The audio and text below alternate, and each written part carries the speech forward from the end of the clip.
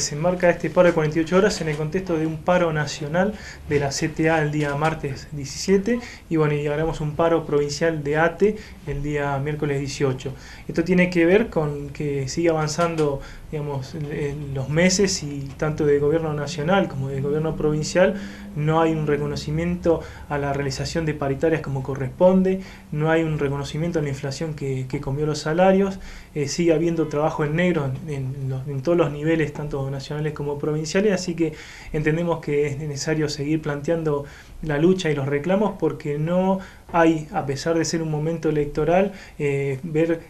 vientos de cambio en ninguno de los distintos estamentos gubernamentales y que obliga a que los trabajadores no sigamos con silencio, sino tener que seguir en las calles, lamentablemente, para seguir reclamando lo mismo, sabiendo incluso que el gobierno provincial dio un aumento menor al que está dando al resto de los trabajadores estatales, entonces eso también ha caído muy mal en las distintas asambleas, por lo tanto se plantea la necesidad de seguir con estas medidas para que haya realmente una paritaria y una discusión seria para resolver los problemas de los trabajadores y también plantear que no ha habido anuncios de pase a planta, que es lo que necesitamos también, la estabilidad laboral, vuelvo a decir, tanto en los trabajadores nacionales como en los trabajadores provinciales.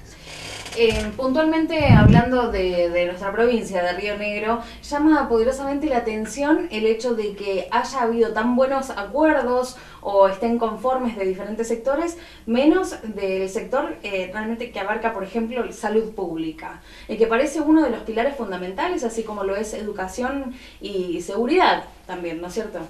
Sí, obviamente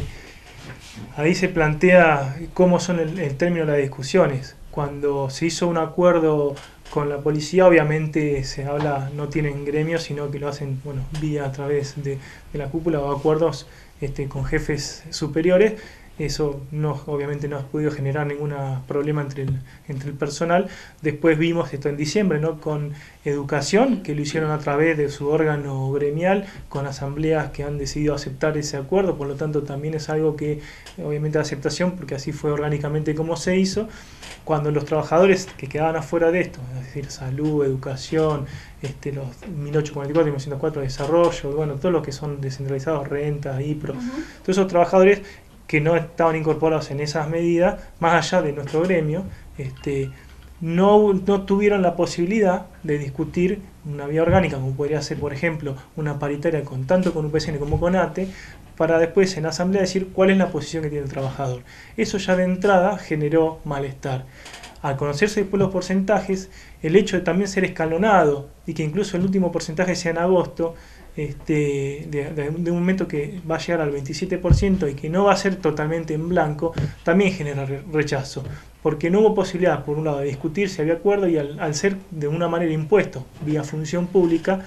lo que estamos viendo, sobre todo en salud, es que sigue sin cerrar esos acuerdos. Si hubiera habido instancias de discusión democrática, entonces mayoría aceptaba y minoría no, uno se termina ahí porque hay que ser democrático y aceptar, pero al ser siempre impuesto, lo que estamos viendo es que a la hora de preguntar qué se puede hacer, queda una, o pelear para que realmente sean escuchados la mayoría de los trabajadores o dejarla pasar. Entendemos que al haber discriminación en los porcentajes, en la forma que se hizo, al volver a ser también en negro y no hablarse de pase a planta, hay un montón de cosas que no están resueltas y eso es el que genera el malestar y el por qué nosotros como gremio tenemos que asumir la responsabilidad de esos compañeros que no están contentos y que quieren seguir luchando, de poner nuestro gremio a disposición y seguir con estas medidas de paro. Hubo mucha polémica con la medida de fuerza que coincidió con el comienzo del año lectivo escolar, ¿no es cierto? Esta semana estuvo Mario Floriani en la ciudad, si quien es el secretario general de UNTER, y expresó que si bien se había llegado a un acuerdo salarial, que la lucha del gremio no terminaba en ese término y que había posibilidades también de exigir a través de medidas de fuerza que se acondicionen los edificios, porque basando simplemente en Bariloche, realmente se podría decir que hay casi un desastre, ¿no es cierto?, en las escuelas a nivel edilicio. ¿Podrían sumarse entonces a esto? Sí, obviamente esto es un trabajo también para la CTA autónoma, es la unidad con el sector docente. Entendemos que parte del acuerdo era justamente iniciar la clase igual, pero obviamente no es una mordaza que plantea el gobierno. En realidad no puede callar cuando los reclamos son justos, y creo que los docentes en su momento, cuando vean la falencia y la comunidad educativa, es decir, los padres también, va a pasar como pasó históricamente, que hay más suspensiones de clase, no por paro, sino porque no están dadas las condiciones edilicias. A la larga vamos a estar todos coincidiendo, porque vuelvo a decir, los porteros cuando hacen paro lo hacen por un reclamo salarial, lo hacemos porque es el sector que más postergado está, que menos salarios cobra, pero también han sido muy buenos trabajadores que han demostrado y contado que las condiciones de las escuelas no están dadas para poder iniciar. Así que en este sentido, más allá de que pareciera que estamos solo en el reclamo, eso fue obviamente producto del gobierno, de haber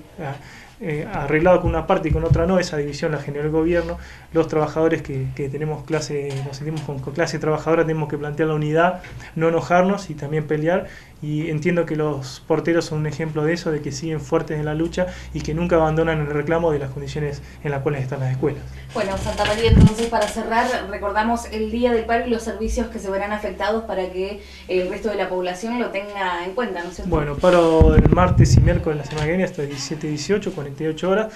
Afectación obviamente en salud, ya está confirmada la asamblea que va a ser un paro acatado como el último que se ha realizado. Desarrollo social están también con posibilidad están evaluando lo que estamos todavía es evaluando la medida a hacer, la movilización que se va a realizar, que avisaremos en su momento, pero va a ser alto el acatamiento, bueno, obviamente en las escuelas y en el resto de los sectores, bueno, Secretaría de Trabajo, Rentas y estos lugares, obviamente los afiliados tienen posibilidad de generar este paro, como es en IPROS, todos esos sectores donde nosotros estamos. Pero bueno, el alto acatamiento, como siempre, se da en salud, en educación, en desarrollo social y en la dirección de bosque. Hay, por lo general, cuando hay paro nacional, Bariloche siempre es uno de los puntos de movilización. ¿Hay posibilidades de que visite la ciudad Rodolfo Aguiar? Sí, está la posibilidad porque él es el secretario general no solo de ATE, sino de la CTA de Río Negro, así que como es un paro nacional de la CTA, existe la posibilidad de hacer una medida con los compañeros movilizados de no solo ATE, sino de la CTA, que esto es tan amplio como el resto de estatales que la nuclean.